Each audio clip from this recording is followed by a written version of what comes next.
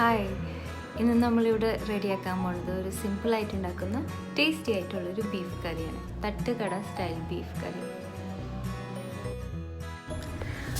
കുറച്ച് ദിവസമായിട്ട് ഇവിടെ എൻ്റെ കിച്ചൺ ക്ലോസ്ഡ് ആയിരുന്നു. വീഡിയോ ഒന്നും എടുക്കണ്ടായില്ല, ഒരുപാട് കുക്കിംഗ് ഒന്നും ചെയ്യാനുണ്ടായില്ല.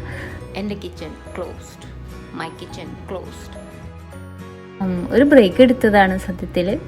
ഇടയ്ക്കൊക്കെ നമുക്കൊരു ബ്രേക്ക് ആവശ്യമാണ്. എന്തൊക്കെ തിരക്കുണ്ടെങ്കിലും ചിലപ്പോഴങ്ങോട്ട് കംപ്ലീറ്റ്ലി ഷട്ട് ഡൗൺ ചെയ്തിട്ട് ഒന്ന് ബാക്കിലേക്ക് മാറി എല്ലാം ഒന്ന് അസസ് ചെയ്യാനൊരു ഗ്യാപ്പ് കൊടുക്കണം. ചില സമയത്ത് ഓരോ തീരുമാനങ്ങൾ എടുക്കണം. ചിലപ്പോൾ ബുദ്ധിമുട്ടുള്ള ഒരു തീരുമാനമായിരിക്കും അത്. എന്നാലും നമ്മുടെ ആവശ്യങ്ങളും നമുക്ക് ആവശ്യമില്ലാത്തതൊക്കെ പ്രയോറിറ്റൈസ് ചെയ്തിട്ട് അതിനനുസരിച്ച് ഇടയ്ക്കൊക്കെ ഒരു തീരുമാനങ്ങൾ എടുക്കുന്ന ഓരോ സമയങ്ങൾ വരും എല്ലാവർക്കും. അപ്പോൾ എപ്പോഴും നമ്മൾ കുറച്ചൊന്ന് പീസ് ഓഫ് മൈൻഡിൽ നിന്നിട്ട് ചിന്തിച്ചിട്ട് വേണം അങ്ങനത്തെ തീരുമാനങ്ങൾ എടുക്കാൻ.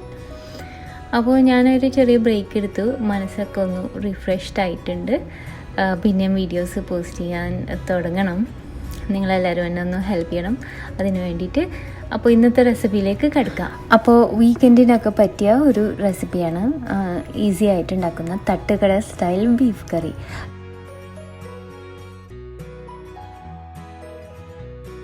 ഇതിന് വേണ്ടിയിട്ട് ആവശ്യമുള്ളത് 1.5 കിലോ ബീഫ് ക്യൂബ്സായിട്ട് ഇങ്ങനെ കട്ട് ചെയ്തിട്ട് നന്നായി കഴുകി ഡ്രെയിൻ ചെയ്ത് വെച്ചിട്ടുണ്ട് കേട്ടോ.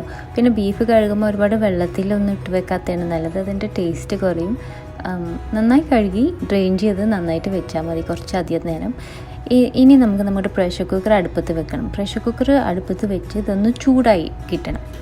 നന്നായി ചൂടായതിന് ശേഷം എണ്ണ ഒഴിക്കാവൂ.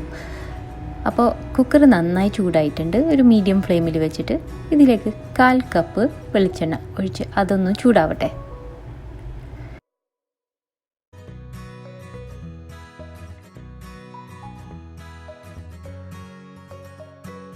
ഇതിലേക്ക് ഇനി കുറച്ച് ഹോൾ സ്പൈസസ്, 5 ഗ്രാമ്പു, 2 ഏലക്ക, 4 തക്കോലത്തിൻ്റെ ചെറുഭാഗങ്ങൾ, പിന്നെ 2 ടീസ്പൂൺ പെരിഞ്ചീരകം. ഇതൊക്കെയാണ് ഹോൾ സ്പൈസസ് ആയിട്ട് ചേർക്കുന്നത്. ഇതിൽ കറുകപ്പട്ട ചേർക്കുന്നില്ല കേട്ടോ. ഈ ഒരു കൂട്ടാണ് അതിൻ്റെ ഒരു ഫ്ലേവറിന് നല്ലത്. സ്പൈസസ് ഒന്നും പൊട്ടി വരട്ടെ, നല്ലൊരു മണം. പിന്നെ തട്ടുകട ബീഫ് കറിയിൽ ഇടയ്ക്ക് കുറച്ച് കടുക്, ഒരു 1/4 ടീസ്പൂൺ ആദ്യം പൊട്ടിക്കും. ഇത് ഇഷ്ടമാണെങ്കിൽ ചേർക്കാം. അപ്പോൾ സ്പൈസസ് ഒക്കെ ഒന്ന് പൊട്ടിയതിന് ശേഷം നമുക്കിതിലേക്ക് 4 സവാള, ഇതൊരു വിധം ചെറിയ സൈസ് സവാളയാണ്, 4 എണ്ണം ഇതുപോലെ ഒന്ന് സ്ലൈസ് ചെയ്തിട്ടുണ്ട്. ഒരുപാട് നേരിയതായിട്ടൊന്നുമല്ല സ്ലൈസ് ചെയ്തിരിക്കുന്നത്. ഇതിനി പതുക്കനെ ഒരു 5 മിനിറ്റ് എടുത്തിട്ട് മീഡിയം ഫ്ലെയിമിൽ വെച്ച് ഇടയ്ക്കിടയ്ക്ക് ഇളക്കി നന്നായിട്ട് അങ്ങോട്ട് വഴറ്റിയെടുക്കണം.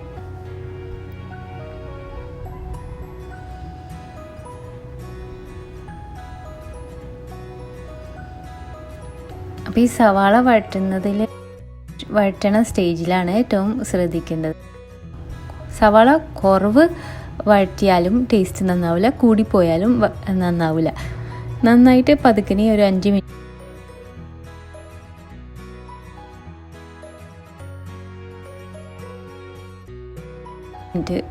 ഇപ്പോൾ കണ്ടില്ലേ, ഇതിൻ്റെ ഒരു കളറൊന്നും മാറിയിട്ടില്ല, ഇങ്ങനെ സോഫ്റ്റ് ആയിക്കൊണ്ടിരിക്കുന്നുള്ളൂ.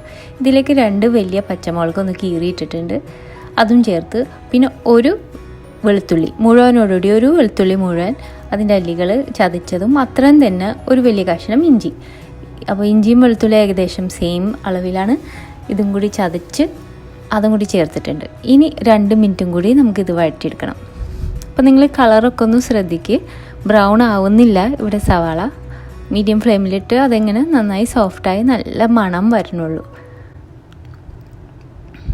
ഇപ്പോൾ 2 മിനിറ്റ് ഇത് വഴറ്റിയതിന് ശേഷം വെളുത്തുള്ളി ഇഞ്ചിയുടെ പച്ചമണവും ഒക്കെ മാറി ഇതിലേക്ക് ഇനി നമുക്ക് ടൊമാറ്റോസ്, 2 ചെറിയ ടൊമാറ്റോസാണ് ചേർത്ത് ചോപ്പ് ചെയ്തത്. ഇത് 1-2 മിനിറ്റും കൂടി ഒന്ന് വഴറ്റിയെടുക്കണം, ആ ടൊമാറ്റോ ഒക്കെ ഒന്ന് ഉടഞ്ഞു വരുന്നത് വരെ. ഇപ്പോൾ സവാളയുടെ ടെക്സ്ചർ ശ്രദ്ധിച്ചോ, ഇതുപോലെ ട്രാൻസ്പെറൻ്റ് ആയി വന്നിരിക്കുകയാണ്. ചെറിയൊരു കളർ മാറ്റമുണ്ട്, എന്നാൽ ഇവിടെ ബ്രൗൺ ഒന്നും ആയിട്ടില്ല. അത് പ്രത്യേകിച്ചും ശ്രദ്ധിക്കണം ഈ കറിക്ക്.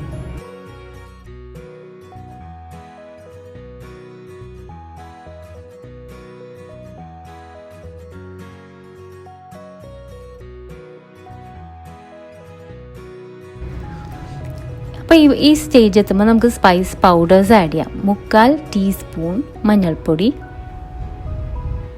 3 ടീസ്പൂണോളം മല്ലിപ്പൊടി,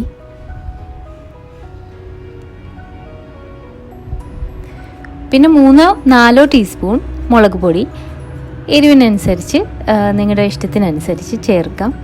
കുറച്ച് എരിവുള്ളത് നല്ലതാണ്. പിന്നെ പച്ചമുളകിൻ്റെ അളവും ഇഷ്ടമനുസരിച്ച് കൂട്ടി കൊടുക്കാം കേട്ടോ. അപ്പോൾ ഇതൊക്കെയാണ് ചേർക്കുന്ന പൊടികൾ. ആദ്യം ഒന്നും കൂടി മിക്സ് ചെയ്ത് നന്നായിട്ട് ആ പൊടികളുടെ പച്ചമണം ഒക്കെ മാറി ഒരു മൂത്ത നല്ല മണം വരണം. അടി പിടിക്കാതെ പ്രത്യേകിച്ചും ശ്രദ്ധിക്കണം. ഇടയ്ക്കൊന്ന് ഇത്തിരി വെള്ളം ഒന്ന് തെളിച്ച് കൊടുക്കാം. അടിയിൽ പിടിച്ചാൽ നമ്മുടെ കറിയുടെ ടേസ്റ്റ് മാറിപ്പോവും. അപ്പോൾ അത് ഒന്ന് നല്ലോണം നോക്കണം. ഈ സമയത്ത് ഞാൻ ഫ്ലെയിം കുറച്ച് വെച്ചിട്ടുണ്ട്.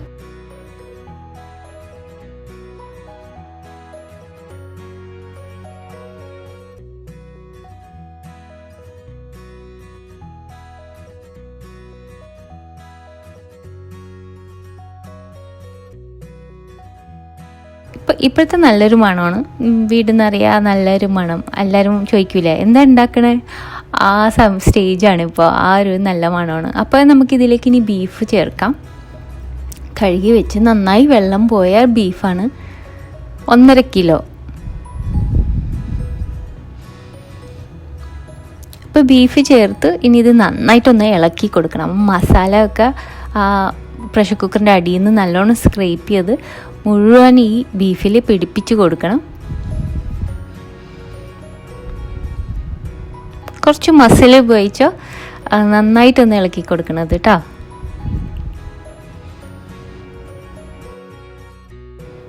അപ്പോൾ മസാല മുഴുവൻ നന്നായിട്ട് മിക്സ് ചെയ്ത് കിട്ടിയതിന് ശേഷം നമുക്ക് കറിവേപ്പില ചേർക്കണം. 2 തണ്ട് കറിവേപ്പില, അതും നന്നായിട്ടൊന്ന് മിക്സ് ചെയ്ത് കൊടുക്കാം. അപ്പോൾ മിക്സ് ചെയ്തതിന് ശേഷമാണ് നമ്മൾ കുരുമുളക് ചേർക്കുന്നത്. 2-3 ടീസ്പൂൺ കുരുമുളക് പൊടി. ഞാനിപ്പോൾ ഒരു 2.5 ടീസ്പൂണോളം ഇട്ട് ചിലപ്പോൾ പിന്നെയും അവസാനം ചേർക്കും ടേസ്റ്റ് നോക്കിയിട്ട്. പിന്നെ 1.25 ടീസ്പൂൺ ഉപ്പാണ് ഞാനിവിടെ 1.5 കിലോ ബീഫിന് ചേർക്കുന്നത്. നിങ്ങളുടെ ടേസ്റ്റിനനുസരിച്ച് അതും ചേർത്ത് കൊടുക്കാം. ഉപ്പ് ഇട്ടിട്ട് നന്നായിട്ടൊന്ന് മിക്സ് ചെയ്യാം. ഇപ്പോൾ ബീഫിൻ്റെ കളർ കണ്ടില്ലേ? മസാലപ്പൊടികളൊക്കെ ചേർത്തപ്പോൾ ഏകദേശം ഇങ്ങനത്തെ ഒരു കളറാണ് നമുക്ക് വേണ്ടത്. കൂടുതൽ ചുമന്നിരിക്കാൻ പാടില്ല. മുളക് പൊടി അത്ര കൂടുതൽ വേണ്ട, കാരണം നമ്മൾ കുരുമുളകും ചേർക്കുന്നുണ്ടല്ലോ.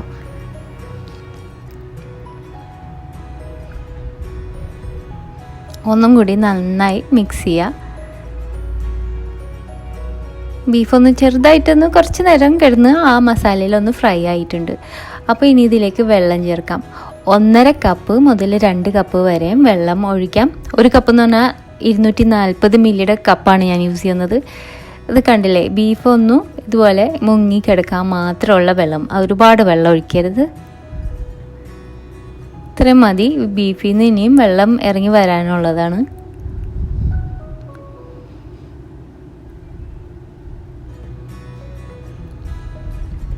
ഇങ്ങനെ. അപ്പോൾ അത്ര സിമ്പിളാണ്. ഇനി നമുക്ക് പ്രഷർ കുക്ക് ചെയ്യാം. അതിനുവേണ്ടി പ്രഷർ കുക്കർ അടച്ചിട്ട് ഒരു 8 വിസിൽ സമയം ആണ് ഇവിടുത്തെ ബീഫിനൊക്കെ എടുക്കാറ് കുക്ക് ചെയ്ത് കിട്ടാൻ. അത് ഇപ്പോൾ ഓരോ കട്ട് ബീഫിന് വ്യത്യാസം കാണും. ചിലയിടത്ത് ഒരുപാട് സമയം എടുക്കുമെന്ന് അറിഞ്ഞിട്ടുണ്ട്. അപ്പോൾ അത് നിങ്ങളുടെ ബീഫ് അനുസരിച്ച് കുക്ക് ചെയ്യണം കേട്ടോ. വെള്ളം ഏതായാലും ഇത്രയൊക്കെ മതിയാവും. എന്നിട്ട് കുക്കായി 8 സ്റ്റീം കഴിഞ്ഞതിന് ശേഷം ഞാൻ ഈ കുക്കറിൽ തന്നെ വെച്ച് ചൂടാറാൻ വെക്കും. പെട്ടെന്നൊന്നും തുറക്കരുത്, വെള്ളമൊഴിച്ചൊന്നും തുറക്കരുത്. തന്നെ ഇരുന്ന് ഒരു 20-30 മിനിറ്റ് ഇരുന്ന് ചൂടാറണം. ചൂടാറി കഴിഞ്ഞതിന് ശേഷം നമുക്ക് കുക്കർ തുറക്കാം. എന്നിട്ട് ഒരു പീസ് ഒന്ന് ടെസ്റ്റ് ചെയ്ത് നോക്കാം പാകമായിട്ടുണ്ടോയെന്ന്.